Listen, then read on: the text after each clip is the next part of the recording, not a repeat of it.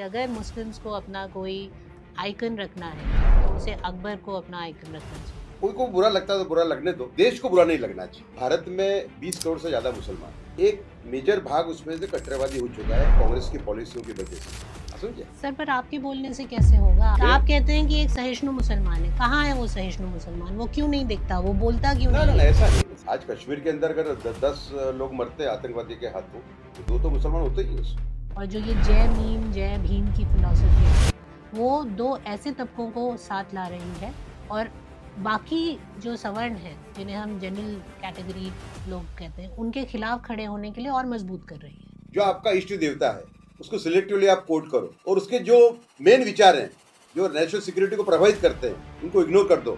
ये तो एक जगह फ्रॉड ही है ना। ईमानदार आदमी इस बात से इनकार नहीं कर सकता कि भारत का विभाजन जो है वो गांधी जी के विचारों की वजह से हुआ। आपके कॉन्स्टिट्यूशन में तो ये कहीं नहीं लिखा ना कि कॉन्स्टिट्यूशन को तो टेम्पर किया गया है। सेक्युलरिज्म और राइट टू प्रोपोगेट जो डाल दिया इंदिरा गांधी ने, उसको वजह से तो कन्वर्जन हो रहे हैं। पूरे देश में जब से बीजेपी आई है हिंदू मुस्लिम के अलावा और कुछ बात ही नहीं होती है, तो आप सारा ठीकरा है वो कांग्रेस पे तो नहीं फोड़ सकते ना। इससे कांग्रेस में फोड़ना आपने। कांग्रेस ने मॉडर्न थॉट एनकरेज ही नहीं किया मुसलमानों के अंदर। कांग्रेस ने हमेशा देवबंद और तबलीग जमात के थ्रू कट्टरवादी थॉट को पनाह दी। उत्तिष्ठत जागृत प्राप्य वरान्नि बुद्धत, arise awake and strive for knowledge. नमस्कार। आज हम यहाँ सिर्फ एक किताबी चर्चा के लिए नहीं बल्कि उन कड़वी सच्चाइयों का सामना करने के लिए जुड़ रहे हैं जिन्हें अक्सर सेक्युलरिज्म की चादर के पीछे छिपा दिया जाता है। Joining us today is thinker and former CIC Uday Mahurkar ji, author of this new explosive new book, My Idea of Nation First. उदय जी की यह किताब सिर्फ राष्ट्रवाद को रीडिफाइन नहीं करती बल्कि मौजूदा सिस्टम की जड़ों में आग लगाती है। आज हम उन सवालों पर वार करेंगे जिन पर दिल्ली के बड़े बड़े मीडिया स्टूडियोज खामोश रहते हैं। हम बात करेंगे द देवबंद पैराडॉक्स की। माहुरकर जी अपनी किताब में साफ लिखते हैं कि तक़वत उल ईमान जैसी किताबें और देवबंदी विचारधारा हिंदू मुस्लिम एकता के लिए जहर है। 2026 में वक्फ अमेंडमेंट और लैंड जिहाद पर संग्राम दर्शाता है कि हमारी नेशनल सिक्योरिटी खतरे में है। हम द 1947 बिट्रेयल की भी बात करेंगे। यह दावा किया गया है कि अबुल कलाम आज़ाद जैसे नेशनलिस्ट मुस्लिम्स ने बंटवारे का विरोध सिर्फ इसलिए किया कि वो अखंड भारत में मुस्लिम डोमिनेशन बनाए रख सके। क्या हमारी हिस्ट्री बुक्स ने 70 साल तक हमसे झूठ बोला? और हम बात करेंगे द आइडेंटिटी वॉर, सावरकर को सुपर ह्यूमन और नेहरू को मिनिएचर बताना। क्या यह महज एक सोच है या सिविलाइजेशनल रिवेंज का एक नया ब्लूप्रिंट? चलिए उदय जी से एक बेबाक वार्ता करते हैं अनअलॉयड नेशनलिज्म पर। Is it really nation first और just majority first? Let's dive right into this conversation. नमस्कार सर, आपका बहुत बहुत स्वागत है द इंडिक पेन पॉडकास्ट के इस नए एपिसोड में। हम पहले भी 2 बार मिल चुके हैं आपसे, 2 बहुत ही डिफरेंट चीज़ों पर विचार कर चुके हैं, हम कॉन्वर्सेशंस कर चुके हैं। Thank you for having me today. No thank you sir, no thank you. But what I was saying was कि हम पिछली बार जो 2 टॉपिक्स पे मिले थे उससे आज बहुत ही अलग टॉपिक पे हम बात करने जा रहे हैं आपके साथ। तो thank you for joining us yet again and making time for us. आपकी नई किताब आई है sir, my idea of nation first, redefining unalloyed nationalism. और इस किताब में जो कि एक कलेक्शन ऑफ आपके आर्टिकल्स रहे हैं over a period of last decade and a half और सो, उनका एक they've put it together. It's a collection of articles और ये आर्टिकल्स बहुत ही गर्म मुद्दों पर हैं, ऐसे मुद्दों पर जिस पर आज भी लड़ाइयाँ छिड़ी हुई हैं। आप देखें तो न्यूज़ रूम्स में ऐसा लगता है कि पूरी वॉर न्यूज़ रूम्स में लड़ी जा रही है, लेकिन अगर देखा जाए तो वो ऐसे मुद्दे हैं जो आज से नहीं पर दशकों पहले से शुरू हुए, लेकिन कहीं ना कहीं शायद बातचीत ना होने पर, उस पर विचार विमर्श ना होने पर के कारण वो जो है कहीं और भयंकर रूप लेते जा रहे हैं। आपकी इस किताब का जो फॉरवर्ड है वो योगी आदित्यनाथ जी ने किया है। आपकी ये जो प्रीफेस है इस किताब का वो हेमंत बिस्व शर्मा जी ने दिया है। और दोनों को मैं जब पढ़ रही थी तो उन्होंने, दोनों ही ऐसे फिगर्स हैं जो extreme right wing Hindu figures के तौर पे जाने जाते हैं। आपकी किताब में जो आर्टिकल्स हैं अगर कोई पढ़े तो कुछ बहुत रैडिकल आर्टिकल्स के तौर पे निकल कर आते हैं, लेकिन आपका जो चैप्टर, लास्ट चैप्टर है, और जब हम बातें करेंगे तो उस पर भी विचार करेंगे, लेकिन जो लास्ट चैप्टर है वो in a way sums up the whole thing कि आपकी किताब क्या कहना चाह रही है और क्यों आपने इस तरह से इन आर्टिकल्स को पिरोया है।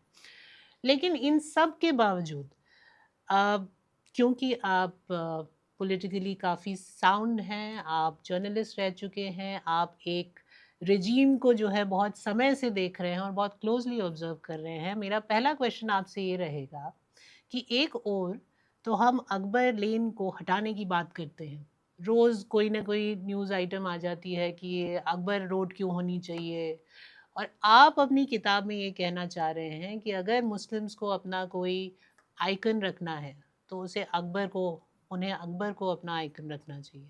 बहुत ही कॉन्ट्रडिक्टरी सा व्यू है ये। नहीं नहीं नहीं, कोई कॉन्ट्रडिक्शन नहीं है। देखिए, इस किताब का बेस क्या है? इस किताब का बेस ये है कि नेशन फर्स्ट की भावना से अपने विचार व्यक्त करो। कोई को बुरा लगता है तो बुरा लगने दो, देश को बुरा नहीं लगना चाहिए, ये इसकी भावना है। We should not hurt the nation, we can hurt anybody else. आप समझे? तो इसमें कोई ज़्यादा डायकोटोमी नहीं है। अकबर बैशिंग जो है वो गए 20 साल में बड़ा है, ठीक है ना। देखिए, भारत में 20 करोड़ से ज़्यादा मुसलमान हैं। एक मेजर भाग उसमें से कट्टरवादी हो चुका है कांग्रेस की पॉलिसियों की वजह से। एक लेस कट्टरवादी और एक सहिष्णु है। आपको मुस्लिम कम्युनिटी को रोल मॉडल्स देने पड़ेंगे। अगर आपको मेन स्ट्रीम का दरवाजा जो कट्टरवादी से लड़ना ही पड़ेगा आपको, पर लेस कट्टरवादी और जो सहिष्णु हैं, लेस कट्टरवादी के लिए द्वार खुला रखना पड़ेगा मेन स्ट्रीम का, समझे ना आप। और जो कट्टरवादी नहीं उनको साथ में लेना पड़ेगा जिनकी संख्या कम है, करेक्ट। तो आपको उनको इंटीग्रेट करने के लिए रोल मॉडल्स देने पड़ेंगे। मिडिवल पीरियड में मुसलमानों के कम्युनिटी में कोई रोल मॉडल है ही नहीं, बहुत कम है। तो अकबर, इसके लिए मैं कहता हूँ रोल मॉडल ने कुछ हद तक, काफ़ी हद तक मैं तो कहूँगा, क्योंकि अकबर जो है, he made the first attempt in 350 years to come to an understanding with the Hindu community. And he took major steps. He withdrew the jizya tax. मंदिर तोड़ने के पे उसने रोक लगा दी। जो एब्डक्शन वीमेन का होता था लोधी, तुगलक, खिलजी के टाइम पे, वो बंद हो गया। जो एक मास एब्डक्शन होता था जब अटैक होता था, समझे ना, जिसको माले गनीमत बोलते हैं इस्लाम के अंदर। Ladies, women are part of the booty. आप समझे कि नहीं? इन सब चीज़ों से ऊपर उठ के कोई आदमी अगर इतने सारे कंसेशन मुसलमानों को देता है, उनको साथ में लेता है, तो आपको उसको कुछ मार्क्स तो देने पड़ेंगे। अगर 70 देता हूँ तो आपको उसको 50 देने पड़ेंगे, 60 देने पड़ेंगे। समझे? सर, पर आपके बोलने से कैसे होगा? आज भी जो मुसलमान हैं, आप अगर न्यूज़ में पढ़ें या टीवी में देखें तो सबसे ज़्यादा तबका खमनेई जैसे लोगों के साथ खड़ा है, एकदम रैडिकल साइड ऑफ। आप कहते हैं कि एक सहिष्णु मुसलमान है, कहाँ है वो सहिष्णु मुसलमान? वो क्यों नहीं दिखता? वो बोलता क्यों? ना, ऐसा नहीं है ना, सहिष्णु मुसलमान नहीं है, ये तो गलत सोच है। आज कश्मीर के अंदर अगर 10 लोग मरते हैं आतंकवादी के हाथों, तो 2 तो मुसलमान होते ही हैं उसमें। हाँ, ये गलत सोच है कि सहिष्णु मुसलमान बच्चे ही नहीं है। नहीं, लेकिन उनकी आवाज़ या उनकी संख्या, मैंने पहले बोल चुका हूँ, संख्या कम है उनकी। और कम क्यों है? Because of policies of the Congress. Congress ने मॉडर्न थॉट एनकरेज ही नहीं किया मुसलमानों के अंदर। कांग्रेस ने हमेशा देवबंद और तबलीग जमात के थ्रू कट्टरवादी थॉट को पनाह दी। दूसरा कि बरेलवी और देवबंद में बहुत बड़ा डिफरेंस है। इसी दोनों को इकट्ठा करना, देवबंदी और बरेलवियों को, हाँ, उनको बैशिंग कर करके, ये तो राष्ट्रीय एकता के विरुद्ध है बिल्कुल। क्योंकि मैं ये नहीं कहता कि बरेलवी सभी अच्छे हैं, समझो, लेकिन जो क्लासिकल टेररिस्ट होते हैं, सुसाइड बॉम्बर्स, इनोसेंट को मार देते हैं, ऐसे बरेलवी में बहुत कम या नहीं है, बिल्कुल नहीं है। मैं तो ये कहूँगा कि एक भी नहीं है, समझा। तो बरेलवी, अच्छा, दूसरा, जब ये इकट्ठा होते हैं इनमें इंटरनल कन्वर्जन होता है, वो कन्वर्जन वन साइडेड है। बरेलवी देवबंदी बन जाता है, देवबंदी बरेलवी नहीं बनता कभी, आप समझे। तो ऐसे स्टेप लेना जब बरेलवियों की संख्या घटे और देवबंदी की बढ़े, वो नेशनल इंटरेस्ट के विरुद्ध है। मैं नहीं कहूँगा सभी देवबंदी राष्ट्रद्रोही बन गए, लेकिन जो व्यक्ति अलाउद्दीन खिलजी, आपका औरंगजेब को हीरो मानते हैं, आप देवबंदी मदरसा में जाओगे तो Akbar is a villain and Sheikh Ahmad Sirhindi, the radical मौलवी who opposed Akbar, is a hero. दूसरा, अकबर ने शेख अहमद सिरिंदी को जेल में डाल दिया था for opposing his policy of सुलह कूल, पीस बिटवीन रिलीजन्स की जो पॉलिसी लाया अकबर 1570 के अंदर। जो 1568 का जो अटैक है चित्तौड़गढ़ वाला, जिसको साइड किया जाता है कि अकबर भी कट्टरवादी था, वो उसके पहले का है। His conversion has happened in 1570। अब उसके पहले का अब आप गिनते हो तो वो तो बराबर नहीं है, समझो आप। But he remained a faithful convert to modern ideas, moderate Islam till the end, once he took that route in 1570। Sheikh Ahmad Sirhindi को उसने जेल में डाल दिया था भाई, एंड शेख अहमद सिरिंदी को अलतकिया करना पड़ा।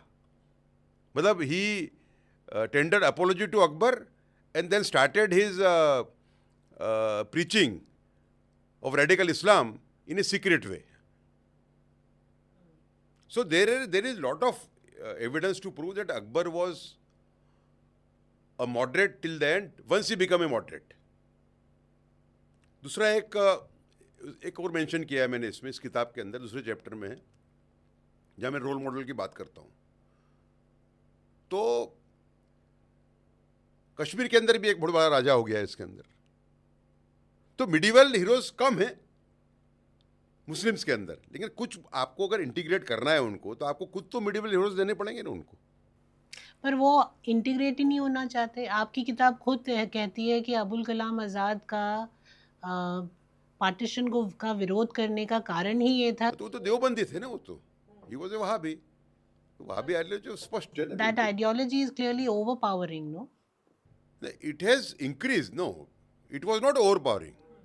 That's why I say that Congress has committed sins against the motherland. 15% थे आज़ादी के टाइम पे देवबंदी, आज 40-50% तक आ गए।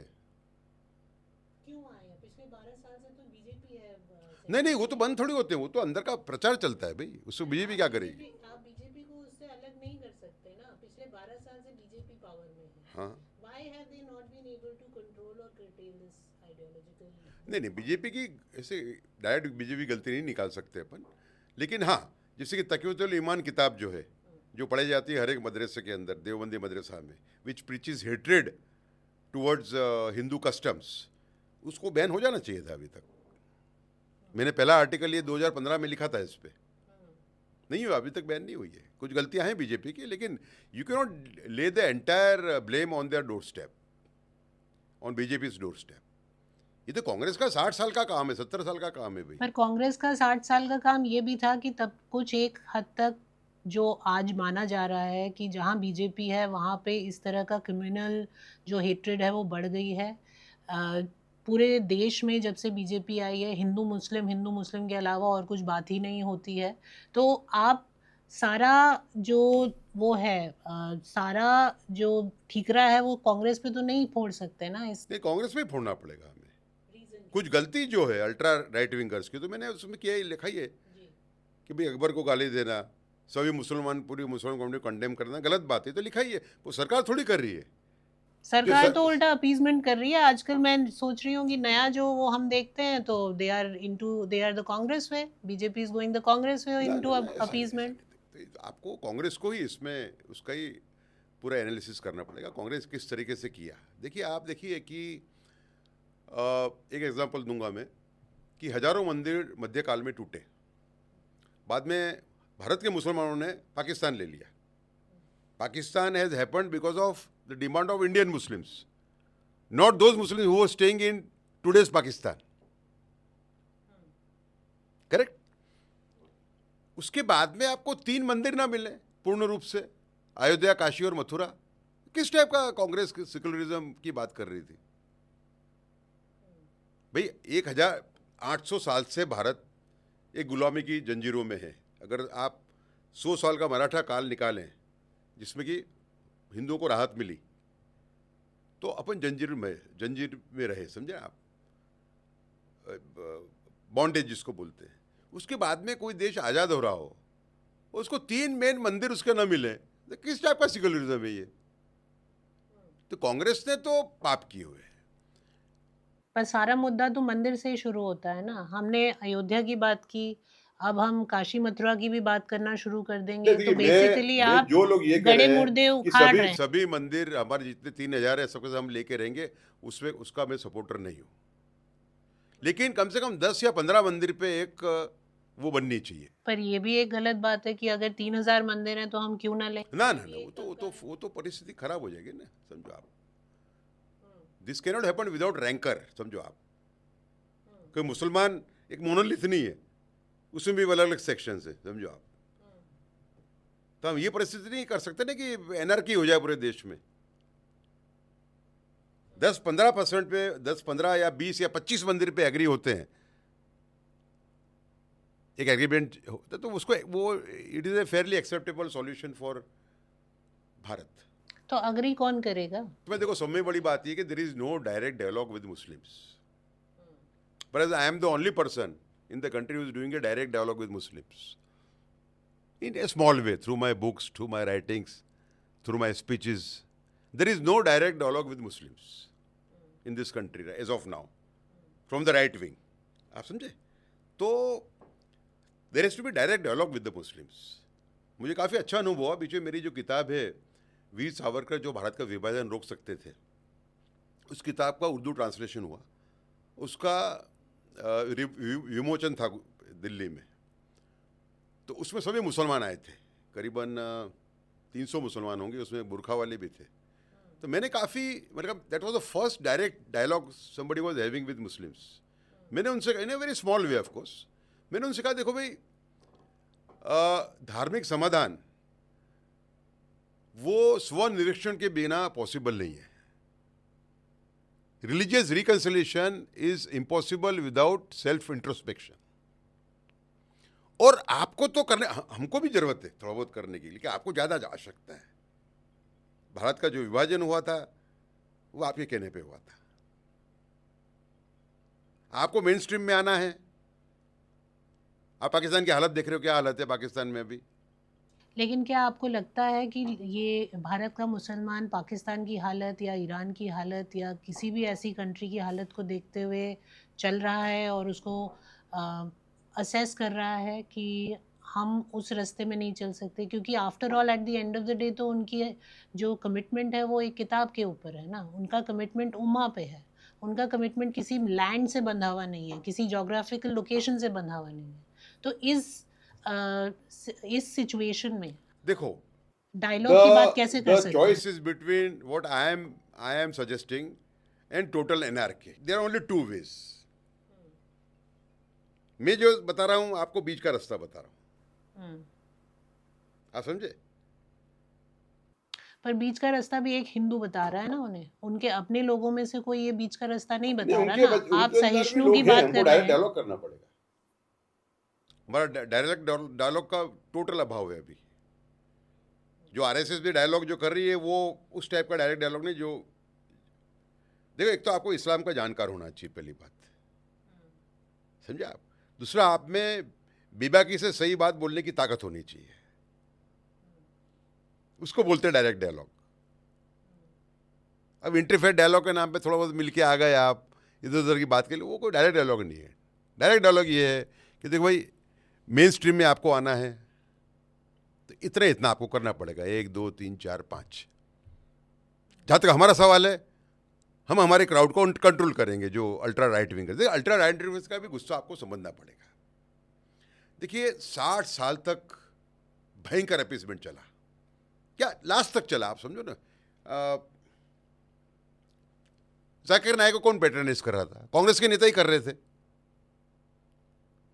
वर्ल्ड का सब में बड़ा हेट प्रीचर है वो, समझो आप। कौन उसको कर रहा था? ये लोग ही कर रहे थे। उसका पीस टीवी ऑन पेपर बंद कर दिया, लेकिन वो it continue to be telecast illegally. और यूपीए 2 तो एक तरीके से एंटी नेशनल उसका ही वो था, बिल्कुल एकदम। जो स्टेप्स है यूपीए 2 के कितने सारे, यूपीए 1 में भी 2008 का जो मुंबई अटैक हुआ, उसमें भी कितना, जो अभी आज बोला है इन्होंने अपने उज्जवल निकम ने, कितना घिनौना है वो, कि they were trying to save even Kasab. मतलब एंटी नेशनल एलिमेंट्स आपकी चला रहे थे। आप किताब रिलीज कर रहे हो कि आरएसएस ने करवाया था हमला। दूसरी बाजू आप ये तो पूरे एंटी नेशनल ही चल रहा था ना मामला पूरा, समझो आप। यूपीए की जो सरकारें थी उसको एंटी नेशनल एलिमेंट्स ही चला रहे थे, ऐसा मेरा स्पष्ट मानना है। पूरा एविडेंस है उसके लिए। ये तो अभी तक चल रहा था, समझो आप। तो जाकिर नायक पे बंधन कब लगे? मोदी आने के बाद में। जाकिर नायक पे तो बंधन लग गया, लेकिन अगर आज भी आप देखें, जाकिर नायक पे बंधन लगे कम से कम 10-12 साल हो गए, लेकिन आप रोज़ अखबार उठाएं तो लव जिहाद का मामला, लैंड जिहाद का मामला बढ़ता ही जा रहा है। इसको आप कैसे एड्रेस करेंगे? एक नया तबका है, एक नई जनरेशन है जो शायद उस तरह के माइंडसेट को भूल चुकी है, जो जिसने विभाजन देखा, जिसने ये देखा कि दोनों तरफ जो है कितना नुकसान हुआ। अब की जो जनरेशन है वो तो इनफैक्ट बाकायदा what is other option? What is other option? Other option तो आपके राइट विंग वाले, कई हार्डकोर राइट विंग वाले कहते हैं ना वो कि तो आप कुछ पाकिस्तान चले जाओ। ना, वो तो कोई कहने की बात है, सब कहने की बात है। आपको मुसलमानों के लिए एक द्वार खुला रखना पड़ेगा, और जो इस टाइप का कर रहे हैं लव जिहाद वाले, उनको पनिश करना पड़ेगा। ऐसा सिस्टम होना चाहिए, समझे आप। जहाँ न्याय देना हो न्याय दे, जहाँ पनिश करना हो पनिश करे। मेरा जो विजन ये है कि मुसलमानों को हक का उनको सब मिलेगा, हक के ऊपर का 1 इंच भी ज़्यादा उनको मिलेगा नहीं इस देश में। जो ले रहे थे वो अभी तक 60 साल से, 70 साल से। तो एक तरह से आप उनको जो जरूरत से ज्यादा मिल रहा था उसको छीनने की बात कर रहे हैं, तो हाँ, कैसे विरोध तो होगा, करना ही पड़ेगा। विरोध तो होगा ही। कोई भी पॉलिसी कैरेट एंड स्टिक के बगैर नहीं हो सकती। वो तो सिद्धांत है गवर्नेंस का और स्ट्रेटेजी का। हम तो अभी भी उनको माइनॉरिटी के राइट्स दे रहे हैं, हर तरह की फैसिलिटी दे रहे हैं, हर तरह की। मैं तो उसके विरुद्ध में बिल्कुल। माइनॉरिटी है ही नहीं, मुसलमान कहाँ से माइनॉरिटी है देश में? आप ये कह रहे हैं, और आपकी पार्टी बीजेपी जो है वो मेरी पार्टी थोड़ी बीजेपी, मतलब मैं तो देश का आदमी हूँ भाई। जो बीजेपी की मेरी पार्टी है भारत जी, बीजेपी मेरी पार्टी नहीं है। हाँ, बीजेपी जहाँ राष्ट्रभक्ति का काम करे वहाँ उनके साथ में हूँ मैं। मेरी पार्टी है भारत, मेरी पार्टी बीजेपी नहीं है, समझे आप। चलिए, तो जो पार्टी आपकी अभी लेकिन कुल मिला के बीजेपी ने अच्छा काम किया है, खूब अच्छा काम किया है। ऑन टू कॉन्ट्री, बीजेपी की जो पॉलिसी है मुसलमानों के लिए ऑन ग्राउंड, वो तो फार बेटर है कांग्रेस से भी। मैं वही कहना चाह रही हूँ कि हाँ, अगर बीजेपी की पॉलिसीज फार बेटर हैं कांग्रेस से, तो फिर बीजेपी ऐसा क्या अलग कर रही है? वो हम बाकी जो 80% लोग हैं उनका हक छीन के कहीं ना कहीं अनड्यूली वो दे रही है ना, एडवांटेज दे रही है। थोड़ा बीजेपी को थोड़ा सा अपना स्टांस चेंज करना चाहिए, मैं समझता हूँ। Before we move ahead, just a small reminder to hit the subscribe button. आप देखिए तो रीसेंट स्टांस चेंज करने के बजाय उन्होंने यूजीसी रेगुलेशंस वो लेके आए हैं। उन यूजीसी रेगुलेशंस में जो है बहुत क्लियर कट, भले ही हम जानते हैं कि ओबीसी और एससी एसटी कैटेगरीज में कई ऐसे मुस्लिम हैं जो उस चीज़ का फ़ायदा उठा रहे हैं, काफ़ी सारे, इनफैक्ट अमूमन मुस्लिम भी उस चीज़ का फ़ायदा उठा रहे हैं। लेकिन किसके अगेंस्ट ये मुहिम छिड़ी गई है? जनरल क्लास के अगेंस्ट। अगर आप देखें तो रेगुलेशन का सबसे बड़ा नुकसान किसको पड़ रहा है? जनरल क्लास को। तो इस सिलसिले में आप कैसे कह सकते हैं कि ये वाली जो पार्टी है जो पिछले 12 साल से कंट्री को रन ना कर ना रही है इस वो बार इस कांग्रेस से बार कुछ अलग कर रही मेरी है? बात सुनो। ये तो जब नरेंद्र मोदी नहीं रहेंगे जब आपको ख्याल आएगा कि किसको हमने लूज कर दिया। जो जो परिस्थिति थी, बजट में ढंग का आप दे नहीं पाते, इतना इतना लूटफाट की थी इन्होंने यूपीए 2 के अंदर। कैसे किया, मैंने तो किताब लिखी है उस पर। नरेंद्र मोदी ने देश को संभाला है। इसी इट इज नॉट, एक बात करना अलग बात है और रूल करना अलग बात है। He has done a very delicate tight rope walk and in A way retrieve the situation. आप समझे? ये तो क्या है, ये तो ऐसा होता है कि भारत में एक ऐसी मेंटेलिटी कि जो ज़्यादा काम कर रहा है उसको ही गाली दो, जो जो पीछे वाले उनको भूल जाओ। ऐसा नहीं हो सकता। नरेंद्र मोदी ने गवर्नेंस का बहुत अच्छा काम किया है। नरेंद्र मोदी ने कोई भी ऐसा एक भी एरिया नहीं है विकास का जिसमें भारत ने 2 गुना अनुगुना प्रगति न की हो पिछले 60 साल के कंपैरिजन में। It is not a small record. आप एविएशन ले लो, आप कोई भी फील्ड ले लो, वो आदमी लगा हुआ है बेचारा 24 घंटे। मतलब मैं मानता हूं कि वो आदमी 4-5 घंटे से ज़्यादा सोता नहीं होगा कि भाई मेरा देश कैसे उभरे। 2 गलतियां आप निकाल सकते हो, समझा? लेकिन मेरा केस, मेरा देश में गरीबी कैसे खत्म हो, कैसे लोगों को न्याय मिले, इसमें वो आदमी, एक आदमी लगा हुआ है, समझो आप। अब गलती निकालना तो अब 11 साल हो गए, गलती निकाल सकते हो। मैं भी निकालता हूँ गलती उनकी, ऐसा नहीं है। चलिए, आपने अभी के पीएम की बात की। एक पीएम है जिनको आपने अपनी किताब में कवर किया है, नेहरू को। और आप जहाँ कहते हैं कि मोदी इतना काम कर रहे हैं, वहीं आप एक तरह से कहीं ना कहीं अपने आर्टिकल के माध्यम से नेहरू की शाइन को कम होता देखते हुए लिख रहे हैं। आप बता रहे हैं कि नेहरू की शाइन कम हो रही है। वो व्यक्ति जिसने उस समय देश की बागडोर संभाली, जब देश बिल्कुल पेन्यूरी में था, जब उसे अंग्रेज़ों ने बिल्कुल थका हारा गरीब छोड़ के एक तरह से दरकिनार कर दिया था, उस समय उस आदमी ने देश की कमान संभाली। आईआईटीज़ हों, आपके एम्स हों, इन सब की जो सोच थी वो उस समय से शुरू हुई। आप फिर भी कहते हैं कि नेहरू की जो है शाइन फेड हो रही है और आप उसे उन्हें मिनिएचर कहते हैं इन कंपेयर टू सावरकर। मतलब ये तो बहुत बड़ी बात। नहीं नहीं, ऐसा नहीं है ना। देखो, ऐसा है कि मैंने नेहरू जी को कंडेम नहीं किया है।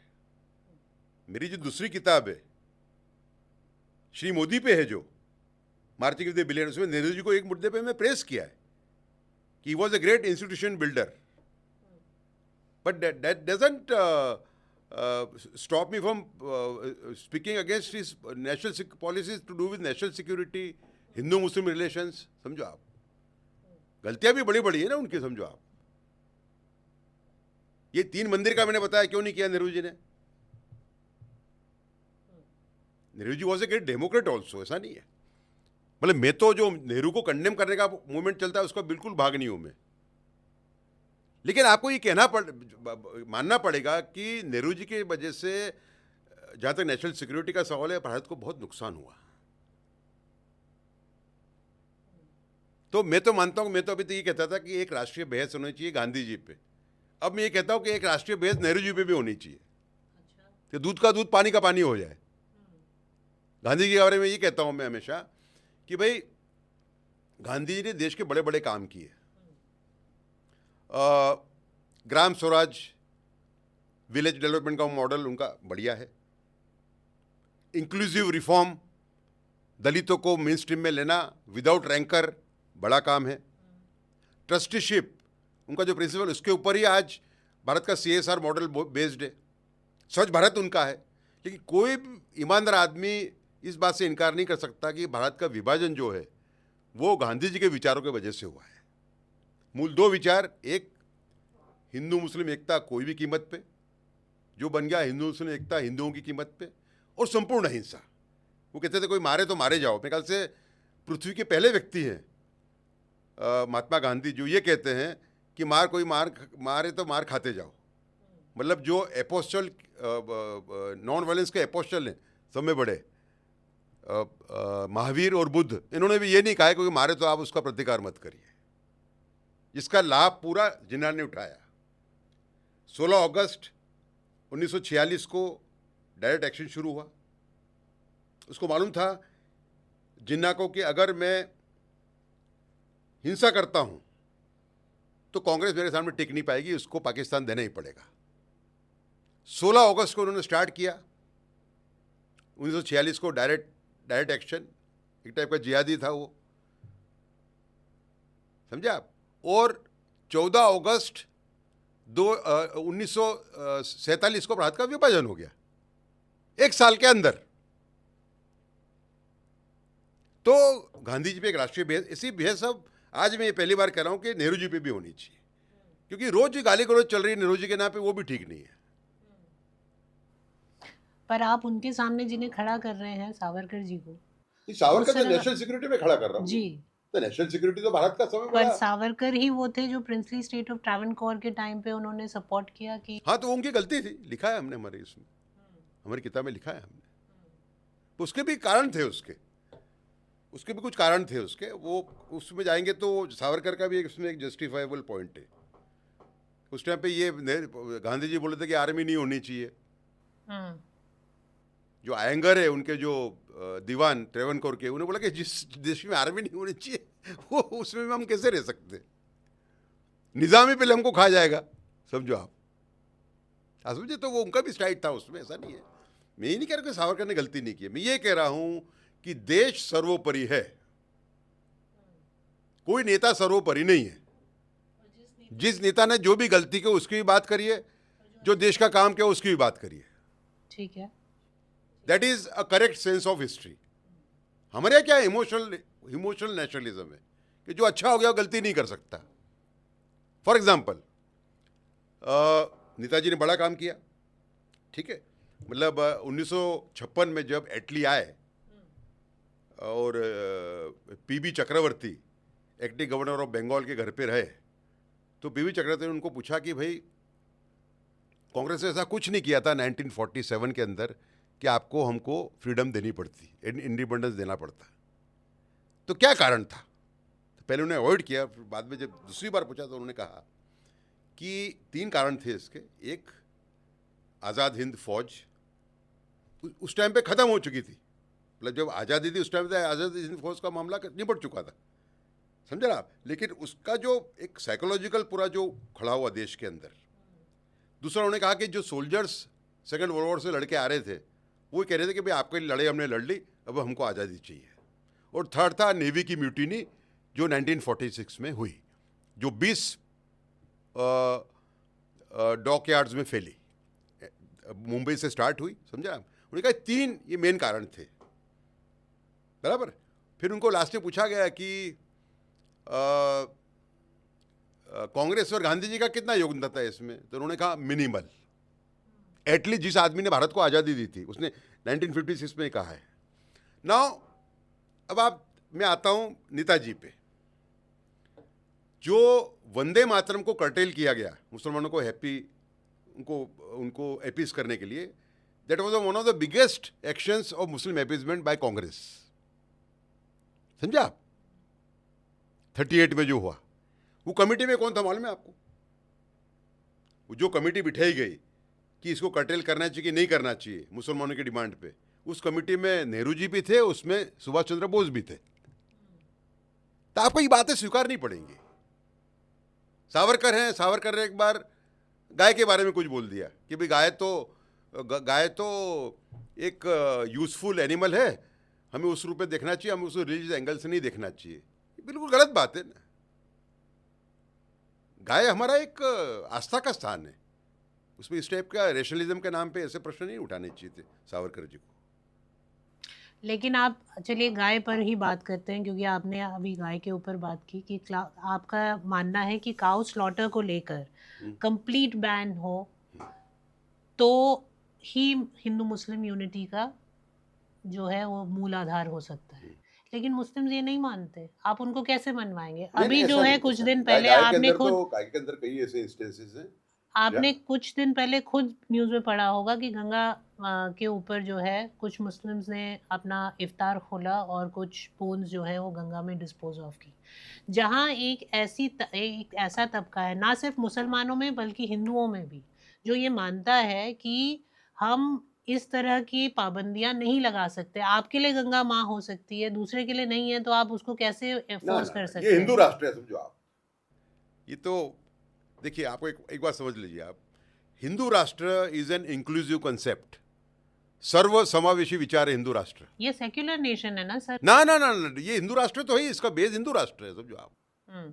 आपके कॉन्स्टिट्यूशन में तो ये कहीं नहीं नहीं, लिखा ना कि कॉन्स्टिट्यूशन हिंदू। को तो टेम्पर किया गया है। हम्म। भाई सेक्युलरिज्म और राइट टू प्रोपोगेट जो डाल दिया इंदिरा गांधी ने, उसका वजह से तो कन्वर्जन हो रहे हैं। मैं तो ऐसा मानना है कि इस सरकार को प्रयत्न करके ये दोनों वर्ड निकाल देने चाहिए थे, सेक्युलरिज्म और right to propagate religion. Right to propagate में तो ये लोग क्रिश्चियंस कन्वर्जन कर रहे हैं सब, अनएथिकल मीन्स के द्वारा। हाँ समझे मूवमेंट, आप क्यों विरोध क्यों करते हैं? ये जैसे आपने दो वर्ड निकाले, इनका कन्वर्जन का मामला बिल्कुल ठंडा पड़ जाएगा, समझे आप। तो मैं मानता हूं कि एक काम जो सरकार को करना चाहिए था, अभी तक कम से कम प्रयत्न करना चाहिए था, वो था सेक्युलरिज्म वर्ड और राइट टू प्रोपोगेट रिलीजन, इन दोनों टर्म्स को निकाल देने का। It is as important as removal of 370, a very great job done by this government under Shri Narendra Modi. क्या राम मंदिर के द्वार खुले ऐसी परिस्थिति खड़ी करना बहुत बड़ा काम है, लेकिन उतना ही बड़ा काम ये था, जो कन्वर्जन चल रहा है देश के अंदर, उसमें राइट टू प्रोपोगेट रिलीजन का जो मामला है कॉन्स्टिट्यूशन में, उसका मेन रोल है। चलिए, क्योंकि कॉन्स्टिट्यूशन की बात होती है तो डॉक्टर बी आर अम्बेडकर की बात करते हैं। आपने कहा कि doctor B R Ambedkar was more severe on Islam than most of ये हिज known बात है। कंटेम्प्रेरीज।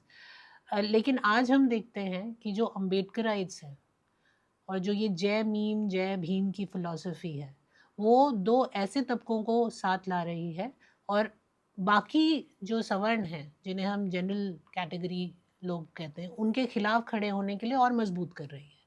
तो आप इस पूरे इतने दशकों के ट्रांजिशन को कैसे देखते हैं, specially under the Ambedkarite movement? देखिए, एक फ्रॉड ही है ना, समझो आप। जो आपका इष्ट देवता है उसको सिलेक्टिवली आप कोट करो, और उसके जो मेन विचार हैं जो नेशनल सिक्योरिटी को प्रभावित करते हैं उनको इग्नोर कर दो, ये तो एक जगह फ्रॉड ही है ना, समझो आप। It is a fraud on the part of today's Ambedkarites. समझे आप। देखिए, एक नेता है, वो अपने आप को समय बड़ा नेता मानते दलितों का। हाँ, अब कोई मुसलमान दलित लड़के पे एट्रोसिटी करता है तो वो प्रश्न नहीं उठाते वो। ये तो क्या, ये अंबेडकर का इंसल्ट ही है। देखो, कर्म फल सबका एक है, लिपिका। देश में जो भी पॉलिटिशियंस हैं, जो भी रूलर्स हैं, इनको समझना पड़ेगा कर्म फल से कोई बाकी नहीं रहने वाला। आप अपने पूर्वजन्म के आधार पे, अपने खुद की होशियारी के आधार पे आप ऊपर आ गए, लेकिन कर्म फल सबका एक है। यू हैव टू पे द प्राइस। जो आदमी अपने आप को अम्बेडकर कहता है और वही व्यक्ति कोई दलित लड़की पे मुसलमान अत्याचार करता है तो उसको दबाने का प्रयत्न करता है, ये कितना बड़ा द्रोह है अम्बेडकर के साथ, अम्बेडकर के विचार के साथ, देश के साथ। सर, कर्मफल भी उसी के लिए है ना जो उस वेद, उस पुराण, उस भगवद गीता पे वो रखता है, फेथ रखता है। अगर कोई इस कॉन्सेप्ट पे ही फेथ नहीं रखता तो आप उसको कैसे समझाएंगे? आपने आज अपनी वार्तालाप में काफ़ी चीज़ों पे बात की कि ये होना चाहिए, ये होना चाहिए, हमारा कॉन्स्टिट्यूशन हमारे साथ नहीं देता। हमारा जो करंट रिजीम है उसने भी अभी तक कुछ स्टेप्स जो लेने चाहिए थे वो नहीं लिए। हम कॉन्स्टेंटली देख रहे हैं कि देश में जो है असहिष्णुता बढ़ती जा रही है दोनों ही तरफ से, ना सिर्फ हिंदुओं की तरफ से, मुसलमानों की तरफ से, दोनों की तरफ से असहिष्णुता बढ़ती जा रही है।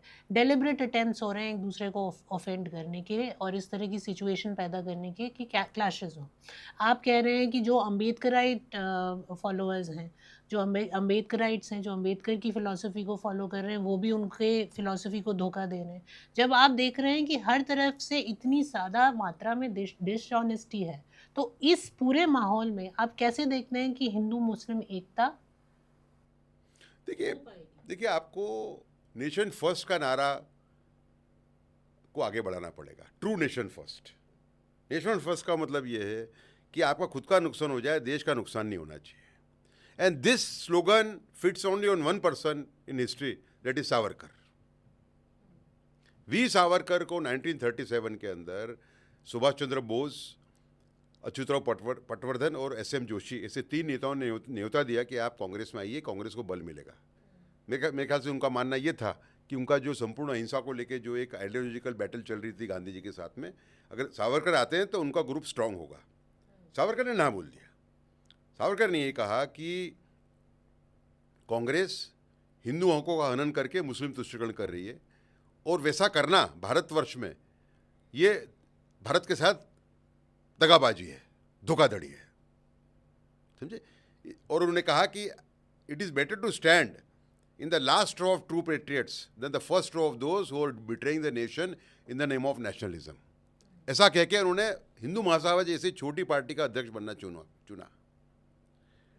धनंजय कीर, उनके फर्स्ट बायोग्राफर, का कहना यह है कि यह बलिदान उनका राणा प्रताप जैसा बलिदान था कि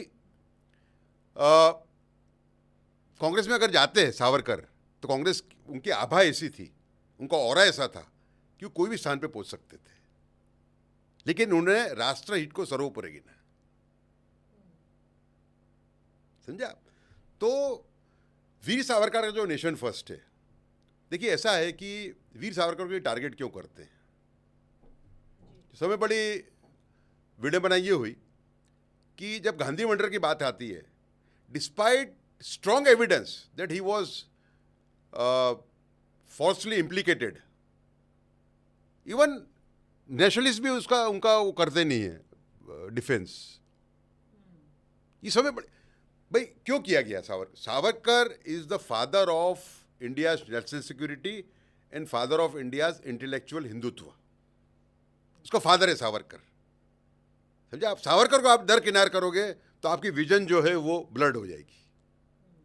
अच्छा, सावरकर ने आज़ादी के टाइम पे जब राइट्स हुए, हिंदू मुस्लिम राइट्स हुए, हिंदू औरतों पे अत्याचार हुए, तो काफ़ी कुछ चीज़ें ऐसे कहीं जो इसको आप ऐसे इंटरप्रेट कर सकते हो कि he condemned the entire Muslim community in इस्लाम।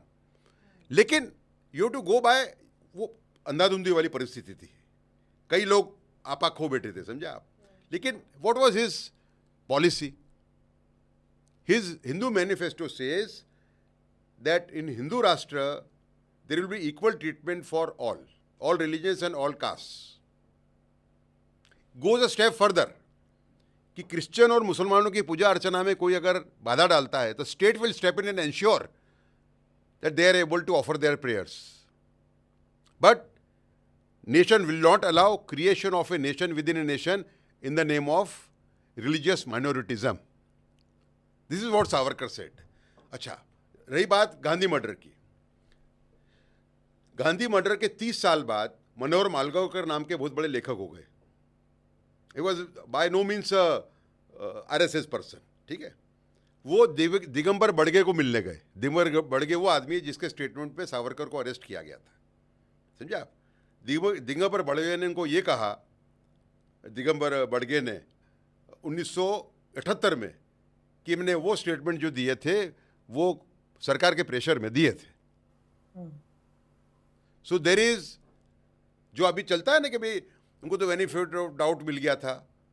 देखो, इसमें मुद्दे की बात यह है कि सावरकर की विजन अगर फैलती है आम नागरिक में, युवाओं में, तो जो जिनका पोषण विभाजित भारत पे है वो ऐसी पार्टीज जो मुस्लिम मतों के लिए भीख मांगती हैं, ऐसे लोग हों जो विभाजित भारत पे जो आइडियोलॉजीज हों, पैन इस्लामिस्ट हो, पैन क्रिश्चियन हो, कम्युनिस्ट हो, समझा आप, इन सब की दुकानें बंद हो जाएगी अगर सावरकर का विजन फैलता है तो।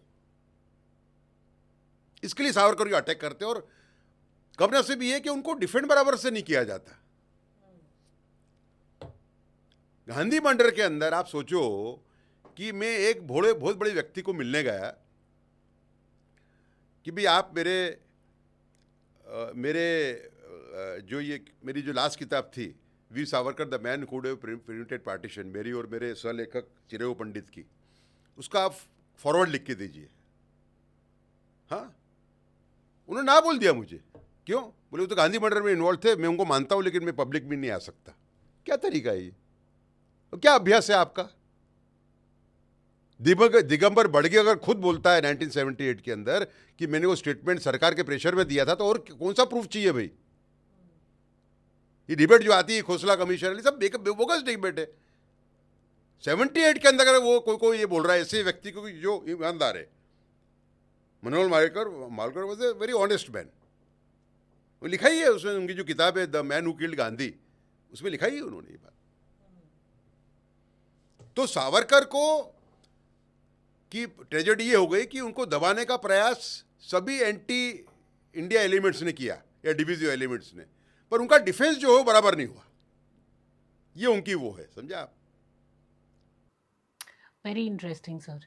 आपसे जब भी हम बात करते हैं तो कुछ ना कुछ नया सीखने को मिलता है, और जिस कन्विक्शन के साथ आप अपनी बातों को रखते हैं उससे आदमी प्रेरित होता है। इससे पहले मैं आपको जाने दूं, आपसे सिर्फ एक सवाल, जो आखिरी सवाल जो इस पूरे कॉन्वर्सेशन को सम अप करेगा, उस सवाल के साथ इस वार्तालाप को हम विराम देंगे, और वो है कि अनअलॉयड नेशनलिज्म को आप अगर किसी व्यक्ति को समझाना चाहेंगे तो सिंपल टर्म्स में कैसे समझाएंगे? पहले दोहराऊंगा इस बात को, कोई भी काम ऐसा नहीं करना जिससे देश को नुकसान हो, भले खुद को नुकसान हो जाए। ये करप्शन है, तो करप्शन अपने आप में खराब चीज़ है। तो सब में वर्स्ट टाइप का करप्शन कौन सा है? नौकरियों में पैसे लेना, ट्रांसफर के पैसे लेना, समझे आप, अपॉइंटमेंट के पैसे लेना, जो आम बात है। The only person who acted with an iron hand in this country is Narendra Modi, समझे आप। फिर टिकट के पैसे लेना, टिकट दिलवाने के पैसे लेना। जो आदमी पैसे दे के आएगा सिस्टम में, वो क्या करेगा? पहला काम, वो उतने पैसे रिकवर नहीं करेगा, वो पैसे ही बनाएगा, नोट ही छापेगा वो। तो ये फर्स्ट टाइप ऑफ करप्शन है। मैं ऐसे मानता हूं कि एक लॉ बनना चाहिए देश के अंदर जो इस टाइप के पैसे लाने वालों को 20 साल की सजा दे कम से कम। दूसरा, नेशन फर्स्ट क्या, मैं एग्जांपल देता हूं 2-3 आपको। एक मेरा विजन ये है कि जो हिमाचल प्रदेश उत्तराखंड में जो हुआ एनवायरनमेंट को लेके, जोशीमठ में जो हुआ 2022 के अंदर, समझे ना, उसके बाद में भारत में एक नेशन फर्स्ट पे आधारित माउंटेन डेवलपमेंट पॉलिसी आना चाहिए। हाँ, based on the principal that not a single tree will be cut without justification. दूसरा, अडल्टरेशन। मैं घर पे अभी 3 अलग अलग कंपनी के वो लेके आया हूँ, क्या बोलते हैं, हनी। अब उनको 20 दिन हो गए तो उसमें शक्कर जैसा स्वाद आता है, मुझे मालूम नहीं अभी ये। हाँ, तो कम से कम उसकी मेरे पास कोई सिस्टम होना चाहिए मेरे एरिया के अंदर कि मैं जाके दिखाऊं कि भाई ये शुद्ध है कि नहीं है। ऐसे अडल्टरेस को भी 10 से 20 साल की सजा होनी चाहिए, समझे। और जो लोग, मेरा जो मूवमेंट है अश्लीलता के सामने, जहाँ मैं ये चाह रहा हूँ कि पूरे देश में पोर्नोग्राफी पूर्ण रूप से बंद हो, क्योंकि रेप का वो मुख्य कारण है, समझे आप। उसके अंदर भी सजा होनी, कड़क सजा होनी चाहिए ऐसे लोगों जो इस टाइप का परोस रहे हैं। एकता कपूर की जो फिल्म है, जिस OTT फिल्म के आधार पे उनका ऐप बैन किया है, वो मेरी कंप्लेंट है। वो क्या है? वो उसमें पुरुष है जो व्यभिचार कर रहा है अपनी दादी के साथ, अपनी सौतेली माँ के साथ, अपनी भाभी के साथ, अपनी चचेरी बहन के साथ। क्या है ये? ऐसे लोगों की जगह जेल में है, ऐसे लोगों की जगह सभ्य समाज में नहीं है। हमें ये भावना होनी चाहिए कि हम स्कूल में प्रतिज्ञा लेते थे कि सभी भारतीय मेरे भाई बहन हैं, तो हमें ये भावना होनी चाहिए कि हमारे भाई और बहन बिगड़ रहे हैं। या हमारे जो संत हो गए जिन्होंने भविष्यवाणी की, विवेकानंद ने की भारत के महान देश बनने की भविष्यवाणी, श्री अरविंदो ने की, मेरे गुरु प्राणानंद जी हैं, स्वामी प्राणानंद जी भारत सेवा आश्रम के संस्थापक, उन्होंने की। अगर उन्होंने उनकी भविष्यवाणी में कोई रोड़ा आ रहा है उस पथ पे, क्या हमारी जवाबदारी नहीं हम उसको हटाएं? और ये अश्लीलता को लेकर तो परिस्थिति बहुत ही गंभीर है देश में। मुझे विश्व गुरु बनते हुए देश कहीं दिखता ही नहीं है, इतनी खराब हालत है स्लम्स के अंदर। गए 8 महीने में 15 से 20 केस ऐसे हैं जहां बहन ने भाई पे बलात्कार किया हो, भाई ने बहन पे बलात्कार किया हो पोर्नोग्राफी देखने के बाद। 10 से 15 केस ऑफिशियल केसेस, 10 से 15 केस ऐसे हैं जहां बाप ने बेटी पे किया हो। समझा आप? तो ये गंभीर परिस्थिति है। Nation first is the principal which can retrieve the nation. Nation first का मतलब कि आप खुद का फायदा मत देखो उसमें। अभी जो नेशन फर्स्ट चल रहा है देश के अंदर, उसमें आप अपना खुद का फायदा भी देख रहे हो। नहीं, आपको देश को नाराज नहीं कर रहा है, बाकी कोई भी नाराज हो जाए। ये अगर अप्रोच होती है, हम इससे बाहर निकल। दूसरी की, जो छोटे बच्चे होते हैं, उम्र वाले जो लड़के होते हैं, छोटी उम्र वाले, या उनको आप बदल सकते हो। बिल्कुल, वो तो जल्दी ग्रहण कर लेते हैं। हाँ, आप बदल सकते हो। बोले आपको एक रेडिकल थॉट देना पड़ेगा नेशनहुड का। और वही radical thought, I am sure जो भी इस किताब को पढ़ेगा, my idea of nation first, वो उस रेडिकल थॉट से प्रेरित होगा। I thank you once again Markar ji. आप हमेशा जब भी हम बुलाते हैं, आप ज़रूर समय निकाल के आते हैं, उसके लिए आपका बहुत बहुत धन्यवाद। Thank you so much. और एक बार फिर बहुत अच्छे क्वेश्चंस थे आपके, बड़े इंटेलिजेंट थे, और मैं मानता हूँ कि कई पॉडकास्ट मेरे हुए अभी तक, इसमें कुछ नई चीज़ें निकल के आई हैं बाहर, नई चीज़ें। जी जी, आपका बहुत बहुत धन्यवाद सर, धन्यवाद। Every civilization has stories worth remembering. If you want to be part of reclaiming the Indic narrative, subscribe to this podcast right now and share it with those who value our heritage.